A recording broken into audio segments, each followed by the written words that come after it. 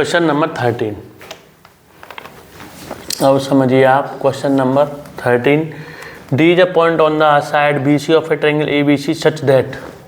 अब हमने एक ए बी सी ट्रायंगल लिया ए बी सी, तो इसमें ए बी सी में D is a point on side B C, तो डी जो है वो साइड बी सी पे एक पॉइंट है। यहाँ पे जो D is a point on the side B C of triangle A B C such that angle A D C, ये जो एंगल है ये बराबर है बी ए सी के, ये इसके बराबर है पूरा एंगल।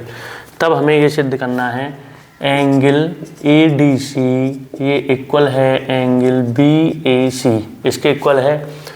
और हमें सिद्ध करना है, ये तो हमें यहाँ पे गिवन है, ये क्या है गिवन, और जो हमें शो करना है, गिवन का मतलब होता है दिया है, ये हमें क्या है दिया है, और ये क्या है हमें सिद्ध करना है, सिद्ध करना है, हमें क्या निकालना है सिद्ध करना है।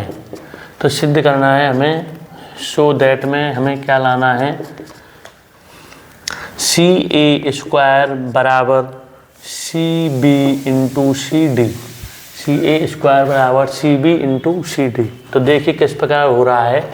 अब इसमें हमें एंगल ए डी सी बराबर है एंगल बी ए सी, तो ये तो बात हमें क्या है गिवन है, दी हुई है। अब उसके बाद में बी, इसमें ये जो एंगल है ये कॉमन एंगल है, ये क्या है हमारा कॉमन एंगल है। एंगल सी ए सी, एंगल सी बराबर एंगल सी, ये कैसा है हमारा कॉमन एंगल, ये कैसा है हमारा कॉमन एंगल को हम कहते हैं हिंदी में उभयनिष्ठ कोण। इसको क्या बोलते हैं उभयनिष्ठ कोण। अब इसमें एंगल सी के बराबर ये कॉमन एंगल हो गया, तो इसमें अब ये उभयनिष्ठ कोण हो गया। अब हम क्या करेंगे इसमें Y S by A rule, A criterion से ए क्राइटेरियन से हम कह देंगे ये दोनों ट्रायंगल कैसे हो गए सिमिलर हो गए। अब कौन कौन से सिमिलर हुए ये थोड़ा सा देखिए आप। यहाँ पे मैं इनकी साइडों को थोड़ा करस्पॉन्डिंगली रखना चाह रहा हूँ जो है, तो किस प्रकार रखता हूँ मैं, जैसे ये एंगल सी है तो इसको तो आप यहीं पे बना दीजिए, एंगल सी को इधर ही बना दीजिए आप इस तरह से जो है। अब उसके बाद में एंगल ए डी सी, तो अगर मान लो मैं ए इसको डी को यहाँ पे लिखता हूँ तो ये एंगल जो है ये इसके इक्वल है बी ए सी के, तो ए को आप यहाँ पे लिखिए। अब यहाँ पे ये डी लिख गया, इसका सी लिख गया, तो ये बचा ए को यहाँ पे लिख लिया और यहाँ पे किसको लिख लिया बी को। अब देखिए आप इसमें ये एंगल तो इसके इक्वल था, ये रहा, ये तो कॉमन एंगल थे दोनों। अब उसके बाद में एंगल ए डी सी, देखो एंगल ए डी सी ही आ रहा है यहाँ पे, और एंगल बी ए सी आ रहा है यहाँ पे, बी ए सी ये इसके करस्पॉन्डिंग एंगल हो गया, ये आपस में इक्वल है। तो इस तरह से मैंने थोड़ा इनको रख लिया है। तो अब यहाँ से मैं क्रम बना सकता हूँ कि डी ए सी जो ट्रायंगल है वो सिमिलर हो जाएगा ए बी सी के, और इनकी साइडों को हम अब करस्पॉन्डिंग ले सकते हैं, साइडों को करस्पॉन्डिंगली साइडों को रेशो में ले सकते हैं। तो अब हमें यहाँ पे दो सी ए आ रही है, सी बी सी डी आ रही है, तो दो सी ए, एक सी ए यहाँ पे आ रही है, एक सी ए इसमें आ रही है, तो आप इन साइडों को ही इसमें लीजिए मतलब करस्पॉन्डिंग। तो जैसे सी ए की करस्पॉन्डिंग साइड हो गई यहाँ पे सी बी, तो इसको सी बी को ले लिया बराबर।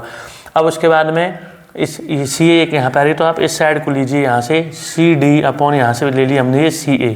फिर दोबारा समझिए इस चीज़ को जो है, ये मैंने दोनों ट्रायंगल इसमें से निकाल के यहाँ पे बनाए हैं, और ये इस प्रकार बनाए इनके जो एंगल जो है वो करस्पॉन्डिंग एंगल मतलब करस्पॉन्डिंगली रखे हैं उनको मैंने जो है। जैसे ये एंगल इसके इक्वल है तो इन दोनों को मैंने इधर रखा है, ये एंगल इसके इक्वल है तो इन दोनों को मैंने इधर रखा है, बाकी जो तीसरा पॉइंट है वो यहाँ पे लिख दिया है। अब जैसे हमें ये प्रूव करना है तो हमें उन साइडों को लो जो यहाँ पे ज़रूरत है हमें उन साइडों की।